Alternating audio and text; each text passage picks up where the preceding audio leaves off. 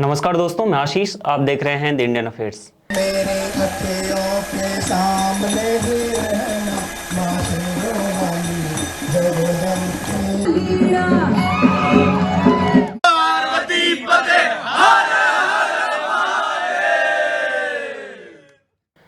देश आज नवमी मना रहा है। नवरात्रा चल रही हैं और इसी बीच में कुछ ऐसी भी खबरें हैं, कहीं गरबा की खबरें आ रही हैं, कहीं पूजा पाठ की खबरें आ रही हैं, कहीं से सकारात्मक कहीं से नकारात्मक। जो सकारात्मक हैं वो हमारी सभ्यता है, और जो कुछ इस बीच में नकारात्मक खबरें आप देख रहे हैं वो कुछ प्रायोजित अभियान हैं, जिन्हें कि हम अक्सर होली में, नवरात्रा में सुनते रहे हैं। इसी बीच में सबसे जो एक विवादास्पद चीज़ नवरात्रि से जुड़ी आती रही है वो है जेएनयू। जेएनयू जब भी नाम आता है तो हम समझ जाते हैं कि कुछ ऐसी उसकी कुछ छवि बनी हुई है कि उसका नाम आते ही लगता है कि हाँ, कुछ तो विवाद आने ही वाला है। तो जब जब भी जेएनयू की बात आती है, कभी वहाँ पे तोप लगने की बात आती है, कभी देश विरोधी नारों की बात आती है, कभी महिषासुर की बात आती है, कभी माँ दुर्गा की बात आती है।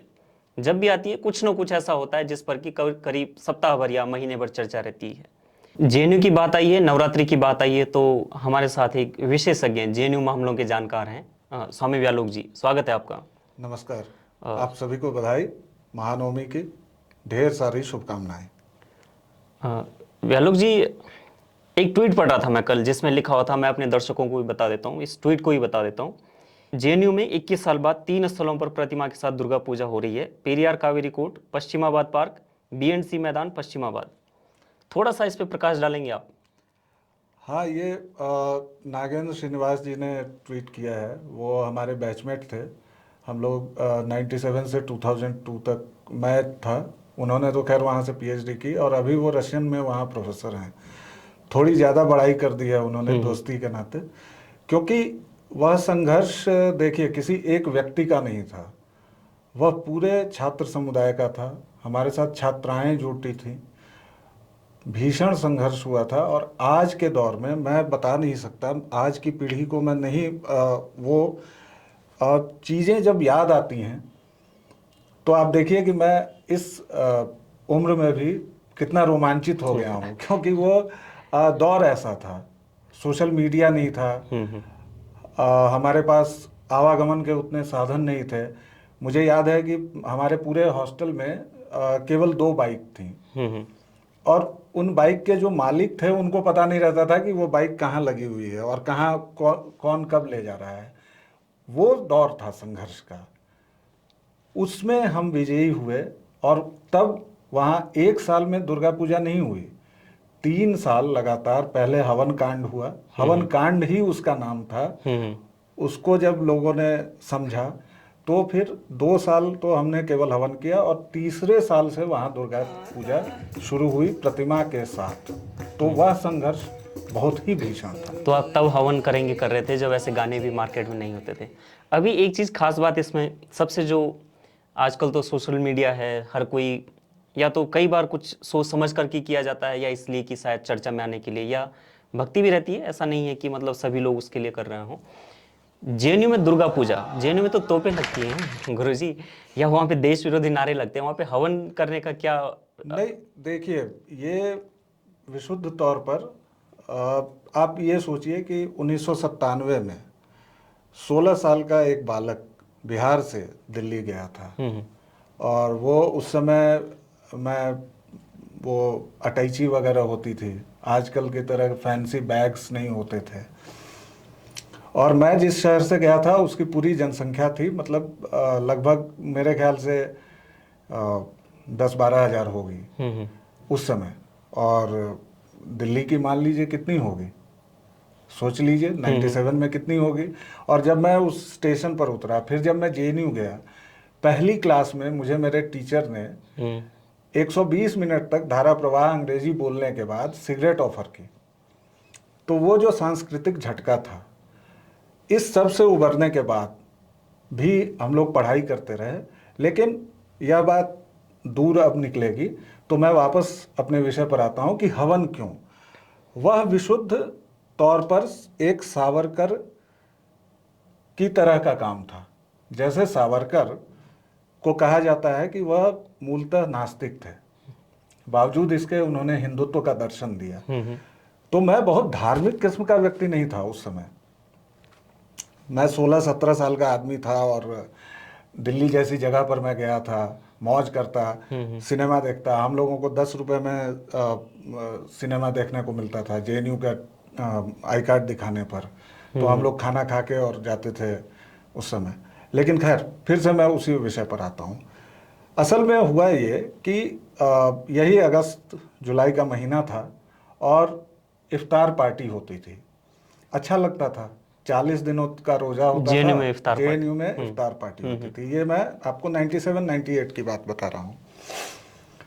तो इफ्तार पार्टी में जो पैसे लगते थे वो हर एक के हेड पर बिठा दिया जाता था, बिना किसी डिस्क्रिमिनेशन के, बिना किसी धर्म के। मतलब ऐसा नहीं है कि आप मुसलमान हैं तभी आपके मेस बिल में पैसा बढ़ेगा। आप हिंदू हैं तो भी आपको मेरे मेस बिल में भी 10 रुपए 20 रुपए बढ़ते थे या 25 रुपए। लेकिन 97-98 में सवाल 10 रुपए या 5 रुपए का नहीं था। सवाल ये था कि हर एक बच्चे के मेस बिल में जोड़ा जाता था और ये पूरी व्यवस्था होती थी मेस की तरफ से। ठीक, अच्छा लगता था। हम लोग जाते थे, हम लोग उसमें सहयोग करते थे, फल काटते थे, खजूर खाते थे। पूरी गंगा जमुना और पूरी गंगा जमुना तहजीब थी। और गंगा जमुना तहजीब इतनी थी कि नमाज भी पढ़ा जाता था। मतलब मेस में नमाज है, लाइब्रेरी में नमाज है, हॉस्टल के गलियारे में नमाज गरबा है। नहीं होता था? गरबा नहीं होता था? नहीं, गरबा नहीं होता था, कुछ भी नहीं होता था, केवल नमाज होती थी। और नमाज कहीं भी होती थी। मतलब हॉस्टल के गलियारे से लेके, हॉस्टल की छत से लेके, लाइब्रेरी के गलियारे, कहीं भी आप नमाज पढ़ सकते हैं। अच्छा है, गंगा जमुनी तहजीब है। ये अगस्त सितंबर की बात है। अक्टूबर में हमारी दुर्गा पूजा होती है। तो हम लोग, कुछ लोग 7-8 कम्युनल लोग बैठे हुए थे और मैंने कहा कि यार दुर्गा पूजा में ना घर की याद आती है। मेला वेला लगता था छोटा, चिरखी विरखी, छोटे शहर के लोग थे। तो हमने कहा कि यार यहाँ पर तो अगर मान लो कि करना भी चाहें तो कैसे करेंगे। तो हमारे एक मित्र थे रविभूषण, आजकल बड़े अधिकारी हो गए हैं और अच्छी जगह पर हैं, एक अच्छे मंत्रालय में हैं, बड़े पोस्ट पर हैं। अगर वो देख रहे होंगे तो वो गुस्साएंगे भी कि मेरा नाम क्यों ले लिया। जरूर देख रहे होंगे। तो उन्होंने कहा कि क्यों नहीं करेंगे, करेंगे। तो होते हवाते हम 5 कम्युनल लोग तैयार हुए कि हम लोग भी भाई अपना त्योहार कोई मनाना त्योहार मनाएंगे, हम बाकायदा व्रत करेंगे और हम इसके लिए मेस से जाके बात करेंगे। तो वहाँ मेस का सिस्टम था, वहाँ बाकायदा मेस कमेटी होती थी। तो हमने मेस कमेटी में बात की, तो मेस कमेटी में हमारे लोग तैयार हो गए। जब हम मेस मैनेजर से गए मिलने तो वो बेचारा पागल हो गया। उसने कहा कि आज तक तो ये मामला ही नहीं हुआ भाई, यहाँ तो रोजा रखा जाता है, यहाँ दुर्गा पूजा नहीं होती। रोजा में, रोजा तो समझ में आ रहा है, ये दुर्गा पूजा क्या होता है। तो उसने कहा कि ये सब नहीं होगा, बेकार बात है। मैंने कहा कि तब तो जरूर होगा। वहां से ये जिद शुरू हुई और वहां हम पांचों ने कहा कि तब ये जरूर ही होगा और आप बर्तन नए मंगाइए क्योंकि हम लोग शाकाहारी रहेंगे और आप फलाहार की व्यवस्था करेंगे।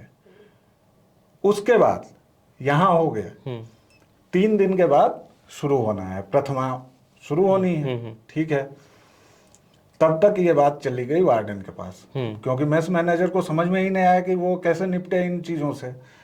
और वार्डन थे हमारे माननीय कांति वाजपेयी जी। ये वही कांति वाजपेयी जी हैं जो बाद में आपके दून स्कूल के हेडमास्टर बने। आजकल कहीं विदेश में पढ़ा रहे हैं, सिंगापुर में या कहीं भी, और इंटरनेशनल रिलेशंस के बड़े विद्वान माने जाते हैं। वैसे मूलतः बनारस के हैं और अच्छे आदमी थे। मतलब काफी secular, left leaning, progressive, you know, things like that.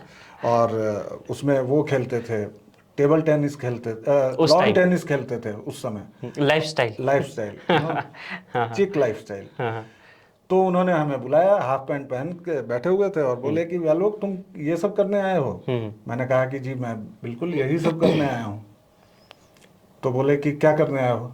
मैंने कहा कि देखिए गुरुजी, ऐसा है कि मैं जब चल रहा था तो मेरे पिताजी ने कहा कि देखो जहाँ जा रहे हो वो कम्युनिस्टों का गढ़ है, तो तुम जीवन में कुछ करना है या नहीं करना, जब तुम निकलना तो कम्युनिस्टों को उस गढ़ से उखाड़ फेंकना। तो मैं यही करने आया हूँ, और उसकी शुरुआत इस सांस्कृतिक कार्य से होगी।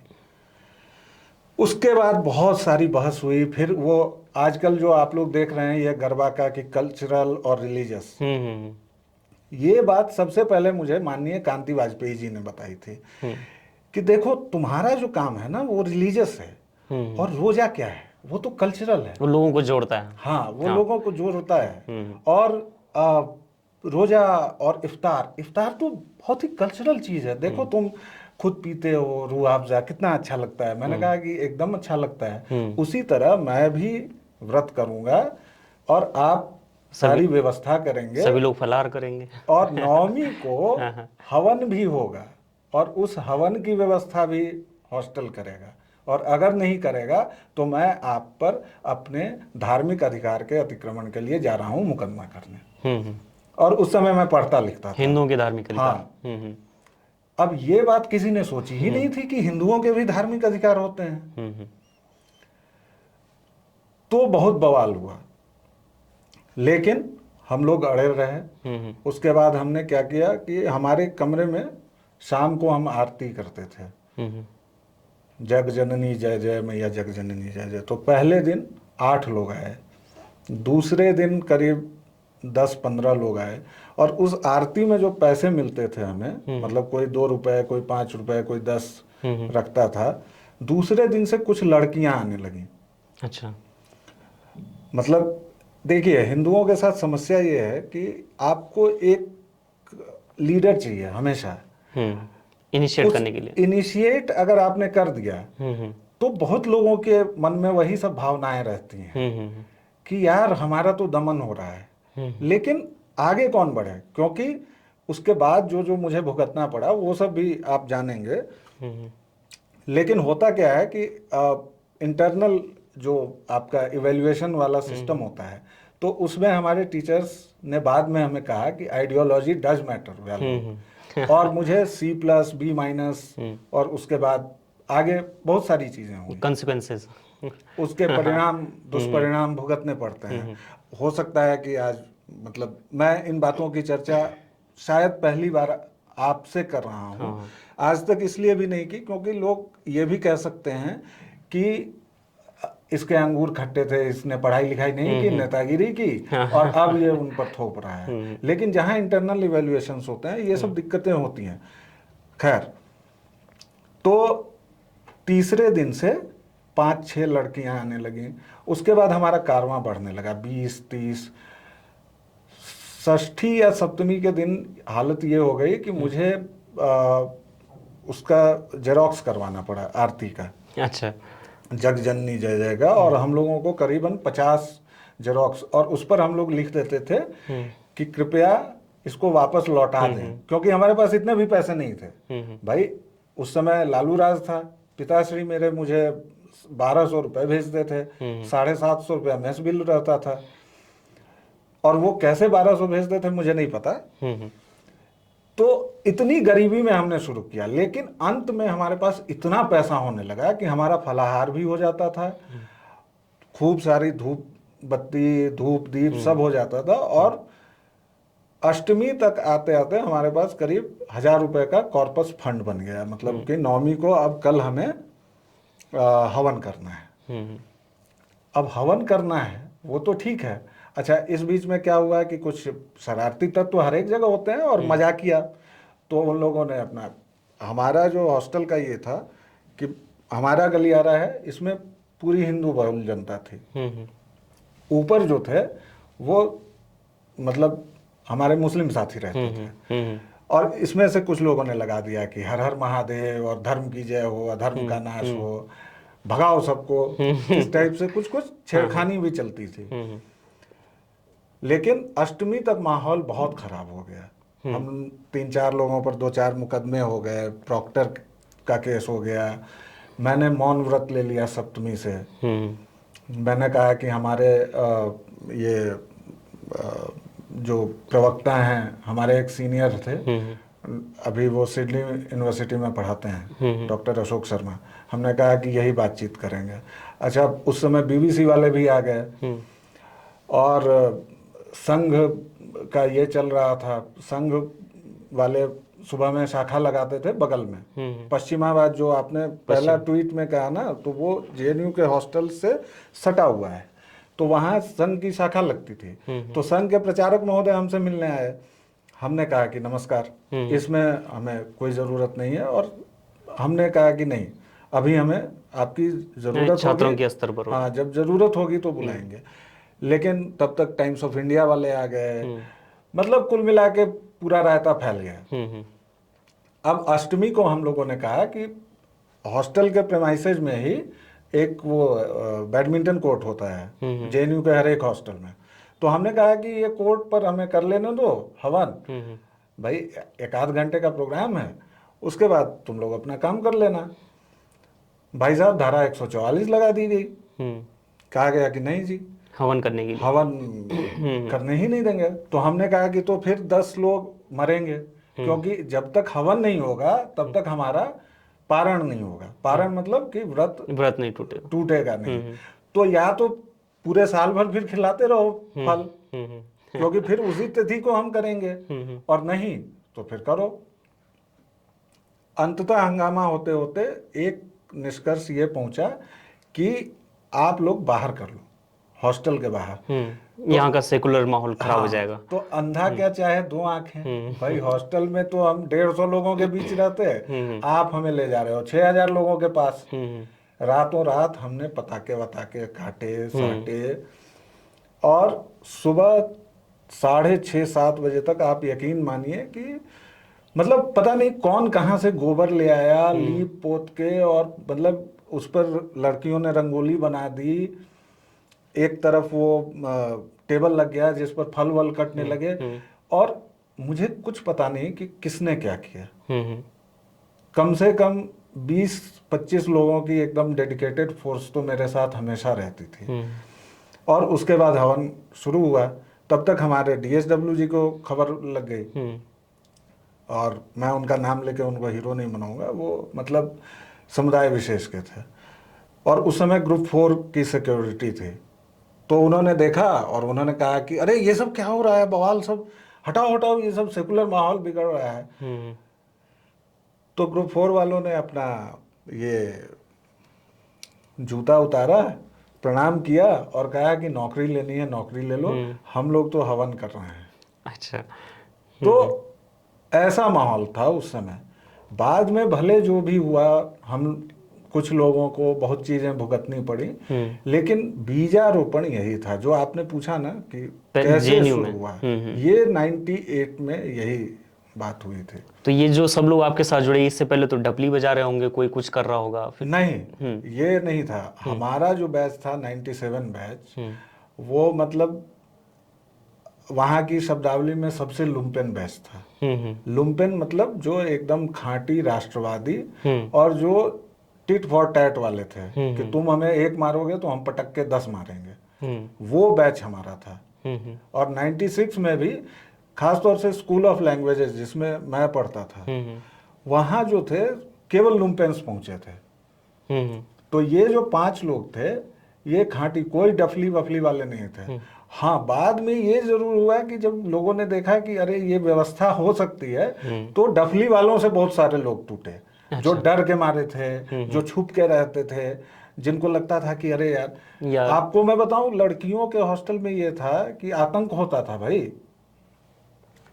कि तुम परिषद में जाओगी, विद्यार्थी परिषद के इसमें जुलूस में। हाँ, रिग्रेसिव माना जाता है ना, regressive, patriarchal, anti democratic, nationalism या नेशनलिज्म इज सो क्लीशे, ये सारी चीजें थी। और लड़कियों के हॉस्टल में ज्यादा गुंडई होती थी, मैं आपको बताऊं। हमारी दोस्त, तो ये वो लोग, ये मुझे जहाँ तक याद है, वो शायद वो टाइम था जब यही लोग राहुल गांधी के पोस्टर अपने घरों में हॉस्टल में लगाया करते थे। हाँ बिल्कुल बिल्कुल, राहुल गांधी के क्या मतलब, वहाँ पर मैं आपको बताऊं, अभी एक हमारे एमपी हैं सैयद नासिर हुसैन, वो उस समय SFI में थे। अच्छा। और ये तो आपको पता होगा, यात्रा इनकी यही होती है, SFI, AISF और कांग्रेस, आखिरकार लाइक क्रांतिकारी के बारे में जो हरिशंकर परसाई जी ने बताया, वो उसी अवस्था को प्राप्त होता है धीरे धीरे। बिल्कुल वही अवस्था ही होती है। तो मैं आपको नाम बता देता हूँ।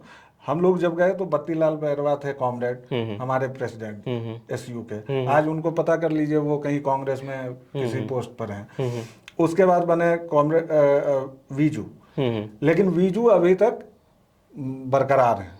वो सीपीएम या सीपीआई कहीं वो डफली बजा ये रहा जो किसानों वाला जो षड्यंत्र किया था ना, वो जो ये अभी वाला नहीं, पिछले साल वाला, हाँ हाँ जो 300 किलोमीटर चलना और क्या क्या सब, महाराष्ट्र वाला, हाँ। वो कॉमरेड वीजू के नेतृत्व में हुआ जब था। बीवाइयों की तस्वीरें आ रही थी, हाँ, पैरों की बीवाइयों हाँ, की तस्वीरें जब आ रही थी, तो वो कॉमरेड वीजू का कमाल था।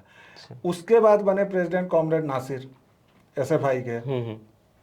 वो भाई साहब आज राज्यसभा का सुख भोग रहे हैं। सबसे ताजा कॉमरेड तो कन्हैया कुमार हैं। ताजा कॉमरेड कन्हैया कुमार, और ताजा कॉमरेड क्या, उसके पहले के जो दो रहे हैं वो भी आजकल कांग्रेस में ही है। कोई प्रियंका दी के साथ ढो रहा है सामान, कोई किसी के साथ ढो रहा है। तो ये पूरी यात्रा है। मतलब पहले एसएफआई, फिर कांग्रेस, और तब होते हुए अपवाद एक वीजू रहे। तो लेकिन उस समय जो ये देखिए, ये जो हवन कांड हुआ और सारी चीजें, तो हमारे विद्यार्थी परिषद के लोग इतने भोले हैं कि उन्होंने इसका फायदा भी नहीं उठाया, बल्कि वो डर के मारे थोड़ा सा पीछे ही रहे, उन्होंने सपोर्ट भी नहीं किया। अच्छा।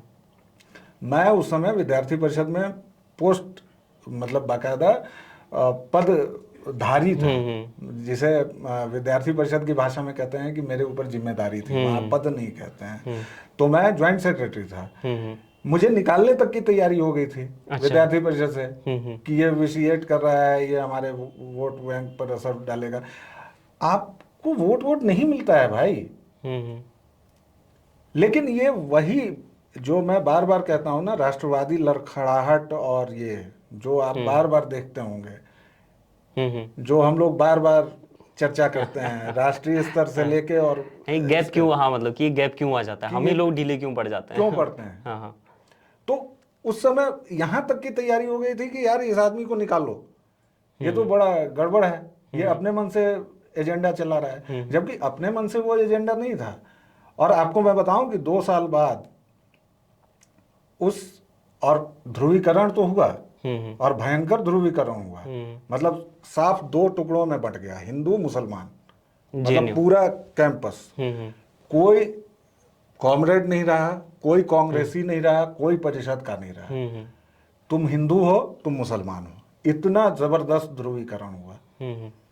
और आपको मैं बताऊं कि यही परिणाम रहा कि विद्यार्थी परिषद वहां के 40 साल या 42 साल के इतिहास में एकमात्र बार प्रेसिडेंट जीती है, संदीप महापात्र, जिनको बेचारे को सब संबित पात्रा बना देते हैं, और 1 वोट से जीते थे वो। 4 बार काउंटिंग हुई थी उसी के अगले साल। 99 में ये कांड हुआ, 98-99 में, और अगले साल मतलब 2000 में संदीप महापात्र 1 वोट से जीते थे। तो आपको ये समझना पड़ेगा कि वो क्या, ये जन जागरण की प्रोसेस, वो पूरी प्रोसेस क्या थी, वो पूरी प्रक्रिया क्या थी। लड़कियां मतलब आके इतने जबरदस्त, और जब संदीप महापात्र का जुलूस निकला था, अभी भी जो लोग होंगे याद होगा उनको, लड़कियां हॉस्टल से आगे बढ़ के नाच रही थी भाई साहब। पहली बार विद्यार्थी परिषद को उतना सपोर्ट मिला था। ये अलग बात है कि विद्यार्थी परिषद उसको कायम नहीं रख पाई, फिर आपस में मारपीट हुआ, फिर मान लीजिए कि बहुत सारी चीजें हुई, फिर तीनों जो वामपंथी पार्टी थी वो एक हो गई। मतलब माले का जो विंग था, आइसा, सीपीआई का जो था वो, और सीपीएम का, मतलब आइसा, एसएफआई और एआईएसएफ, तीनों ने मिल के चुनाव लड़ा, और तब आज वो जीत रहे हैं। फिर तो खैर बापसा आया, फिर यूडीएसएफ आया। ये बापसा वगैरह से भी अभी महिषासुर दलित नेता बताने का भी एक प्रचलन, उसके आने में 8 साल देरी थी। अच्छा। मतलब आपको जब की मैं बात बता रहा हूँ तो ये 99-2000 की बात है, और महिषासुर 2004-5, हाँ, जब ये शायद उसके बाद की प्रोसेस में कहीं आता है, महिषासुर की पूजा की जाती है जेएनयू में। जब ये यूपीए सरकार आई, हाँ हाँ, क्योंकि 99 से लेके 2004 तक तो किसी तरह कम्युनल सरकार चलती रही, तो उस समय तक तो ठीक ही था मामला। लेकिन जब यूपीए की सरकार आई और अभी तक आपने केवल हवन कांड का सुना था, 2 साल के बाद तो वहाँ भव्य मूर्ति पूजा होने लगी ना। वो जो पूरा प्रोसेस मैं बताऊंगा तो और लंबी कहानी हो जाएगी। 98 में हमने पेरियार में किया, फिर 99 में भी हमने हवन ही किया। और मैंने कहा है कि उस समय हमारे एक साथी थे मुकेश कश्यप, वो संघ के वहाँ के जो मतलब जेएनयू के जो गठनायक होते हैं वो थे। मतलब वो सुबह सुबह लाठी चलवाते थे। तो उनकी बड़ी तमन्ना थी कि अब मूर्ति पूजा कर दी जाए। और मैंने कहा खबरदार, तुम लोग यही सब नारकीय चीजें न करो। मूर्ति पूजा बहुत ही एक कर्मकांडीय चीज हो जाएगी। और यहाँ पर ये विद्यार्थियों का ये है, भाई बदलता रहेगा ना चक्र, और उसके बहाने फिर वहाँ राजनीति होने लगेगी और चीजें होने लगेगी। हवन कांड रहने दो, जब तक जिसको मन होगा करेगा, नहीं मन होगा। क्योंकि आप मूर्ति पूजा जैसे ही बिठाएंगे ना तो आपको फिर वो करनी ही होगी। फिर तो वहाँ गोली चले या जो भी चले, फिर वो प्रक्रिया। तो दूसरे साल हम और बड़ी जगह पर चले गए, नर्मदा हॉस्टल के आगे चले गए, और उस साल और भव्य हुआ। इस बीच मुकदमेबाजी, पढ़ाई लिखाई का सत्यानाश, सब कुछ होता रहा। और राजनीतिक रूप से मैं बढ़ रहा था। उस समय सिंघल साहब वगैरह थे, सिंघल साहब वगैरह ने बुला के आशीर्वाद दिया, कहा कि तुम हिंदू युवा हो। मैंने कहा गुरुजी मैं कुछ नहीं हूँ, बस व्रत रखता हूँ और हवन करता हूँ। मैं तो हवन करता हूँ। और दूसरी बात कि मेरे पिताजी को पता चलेगा तो बड़ी पिटाई करेंगे, और मेरी मतलब इतनी हैसियत नहीं है कि मैं दिल्ली में राजनीति करूँ। तो वो अलग स्तर पर चीजें चल रही थी। लेकिन 2000 ईस्वी में आखिरकार मुकेश कश्यप एंड कंपनी यानी संघ के जो लोग थे वो सफल रहे। क्योंकि मैंने देखा कि मतलब उस समय तक ये हो गया था कि जैसे ही दुर्गा पूजा आने वाली होती थी तो 5-6 दिन पहले एक पर्चा वर्चा हम लोग हल्का सा छपवा देते थे, और हर एक हॉस्टल में एक एक आदमी को दे दिया जाता था कि भैया तुम कुछ चंदा कर लो। मैं उस दिन प्रथमा को सुबह उठा तो अचानक मैंने हल्ला सुना, और पता चला कि माता जी की प्रतिमा आ गई है। मतलब इन लोगों ने रातों रात कांड कर दिया, षड्यंत्र कर दिया। मतलब वो मुझे भी नहीं पता चला। तो मुझे बुरा तो बहुत लगा, लेकिन मुझे लगा कि चलो माँ की यही इच्छा है। और आज 21वें साल में जब मैं देख रहा हूँ या सुन रहा हूँ कि 3 जगह ये चीज़ हो रही है, तो मुझे लगता है कि ठीक ही हुआ। तो आप जो महिषासुर वाली बात कर रहे थे, तो 2000 ईस्वी में दुर्गा पूजा शुरू हो गई, और वो भव्य से भव्यतर होती गई, और विद्यार्थी परिषद उसी अनुपात में शक्तिशाली होती गई। भाई सांप्रदायिक पार्टी है ना, और खाद पानी है। हिंदू तो बाय डिफॉल्ट सांप्रदायिक है। हाँ, वैसे भी तो उसकी काट के लिए इन लोगों ने क्या किया कि अब हिंदुओं को तोड़ो। तो इन्होंने बनाया पहले यूडीएसएफ, यूनाइटेड दलित स्टूडेंट्स फेडरेशन, लेकिन वो मोटे तौर पर कुल मिला के रहे हिंदू फोल्ड में ही। उसी समय गौरी लंकेश वाला मामला शुरू हुआ था, वहां से उधर गदर पार्टी हुई थी, और उसी समय फॉरवर्ड प्रेस हुआ था, जो ये क्रिप्टो क्रिश्चियंस की जो पूरी ये प्रमोद वाली जो मैगजीन थी और सब कुछ। इन लोगों ने सिद्धांत दिया कि महिषासुर दलित नेता थे और मूल निवासी थे, और आर्यों ने उनकी हत्या की। तो इन लोगों ने कहा कि हम तो जी महिषासुर की पूजा करेंगे। तो इन लोगों की पूजा हो गई। तो ये अगर आप लोगों को जानकारी है कि महिषासुर पूजा हुई कभी, तो ये गलत है।